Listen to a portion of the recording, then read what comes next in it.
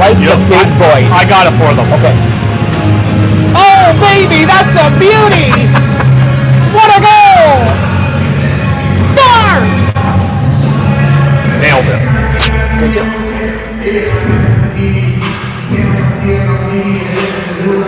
Hey, if it's Tuesday night, we must be at the Memorial Auditorium in Kitchener. The Sarnia Sting in town, Chris Pope. Where else would you rather be? For one Ranger, you'd probably rather be at the Bayshore still. It's a go for Gaudreau. And is it a go for the schedule changes around the Ontario Hockey League? Your pregame show is a presentation of Harris Law. We are live tonight from the Memorial Auditorium in Kitchener. Those are what we call teases. Now we're going to talk about those subjects in about 27 seconds. I like how you explain things so well. This is where we get to hear on City News 570 a really good commercial for Gord Harris and the team at Harris Law. We wait, commercial's done, we'll come back and provide some information. Thanks for watching if anyone is watching. If you ever wanted to be a broadcaster, this is how easy the job actually is. You stand, you talk, you don't have to be good looking. They give you all the stats. You don't need hair. You definitely don't need that. 10 seconds till we're live on the radio and our YouTube channel. Thanks for joining us on OHL Stories.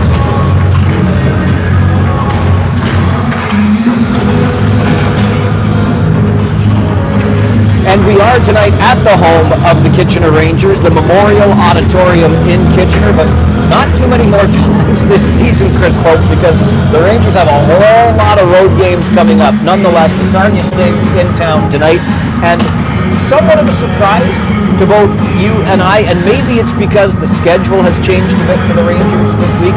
There will be no Wednesday night game, as in tomorrow in Owen Sound. There will be no Sunday game in Owen Sound. So instead of Tuesday, Wednesday, Friday, Sunday, Monday, it's just Tuesday, Friday, Monday for the Kitchener Rangers. But Pavel Chayon, fresh off a 116-shot, 109-save weekend, he's back in net for the Rangers tonight. Bit of a shock, I'm sure, to you as well when you came to the rink to see Chayon listed as the starter. We spoke on our way home from the Bayshore, trying to put our coaches and general managers hat on, saying there's 100% reason to believe they're going with Marcus Vandenberg in this game here tonight, because you have tomorrow night originally back up in Owen Sound. You give Chayon a break here at home against one of the lower teams in the standings. Plus you come back with Chayon in the road, where he put up a monstrous performance in Owen Sound the other night. 60 plus saves. One of the best performances I've seen from a goaltender in this league ever. It was wild. But because of that game being canceled tomorrow in Owen Sound, it's pretty easy to go back to a guy like Pavel Chayon.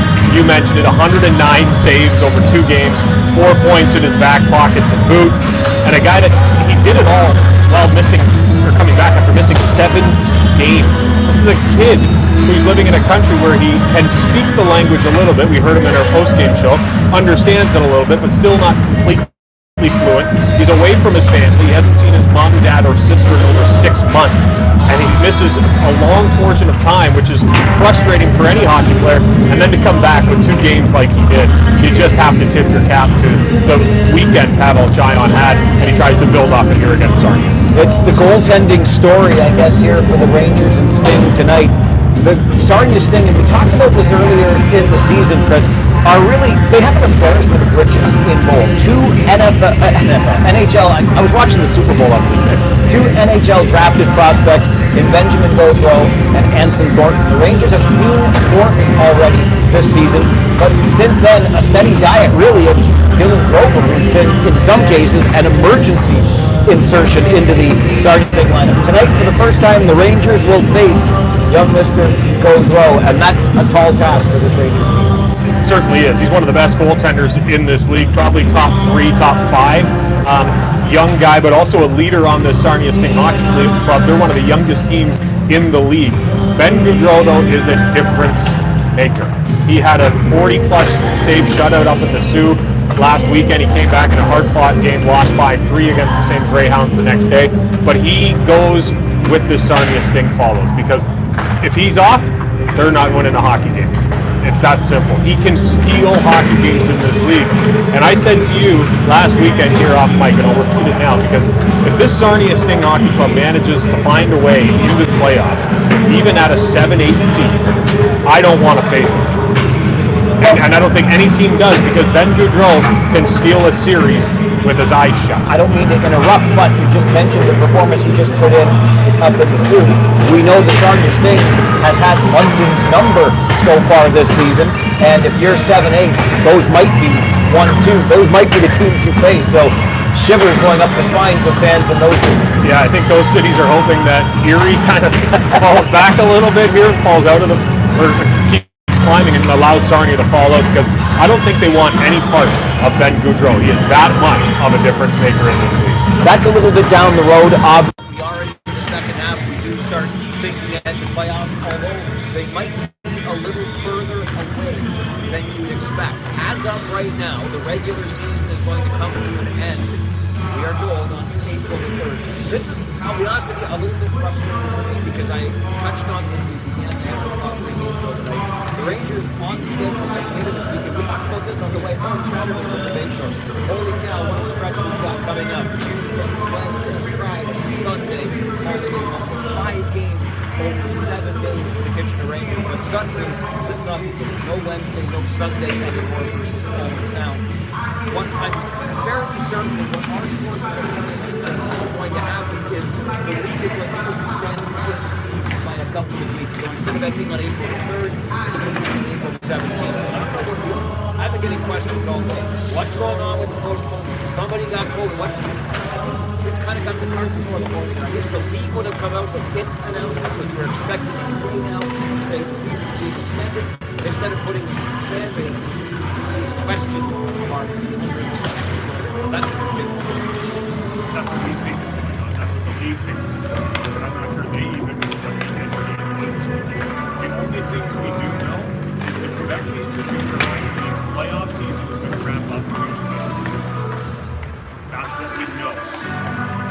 Reading the lines, Memorial Cup is probably going to happen after the playoffs. So wait, the Quebec league has to finish the playoffs before we can play a Memorial Cup. Exactly.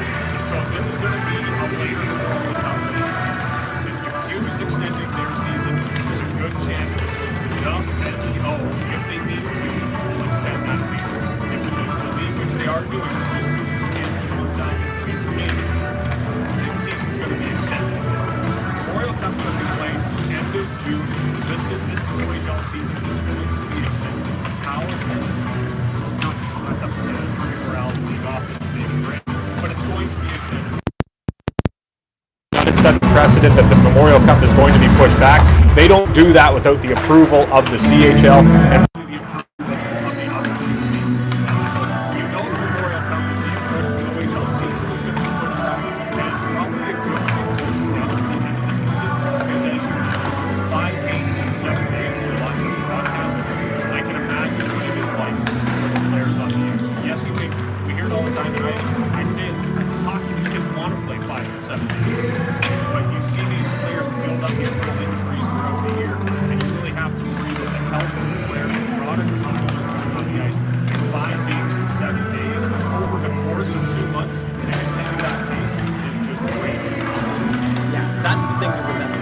Right? It's not. This would not be an isolated occurrence. Not just for the Kitchener Rangers, for all of the teams in the league. That's the kind of pace you're going to have to be playing at. So let's dial that back a little bit, and let's also have full capacity back in the fields here in Ontario.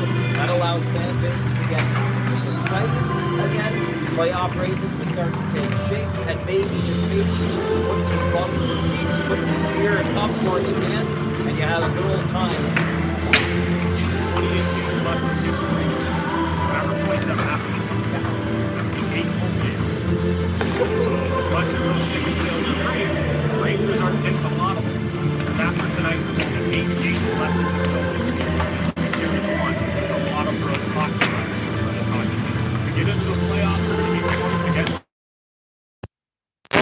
Sound, against Saginaw, Erie. So games like this, especially on home ice, just got way more important, because it's a lot easier to win on home ice than it is on the road. Where would you rather be on a Tuesday? The answer, of course, is nowhere. We've got junior hockey for you from the Memorial Auditorium in Kitchener. Your pregame show is brought to you by Gord Harris and the team at Harris Law. In about 10 minutes' time, we're going to hear from Lee Cunningham, the longtime voice. Sarnia Sting when we go across the hall. Time out, a conversation with Rangers head coach and general manager Mike McKenzie. That is called Off the Top, and it is next on your Pregame show. This is Kitchener Rangers hockey on City News 570.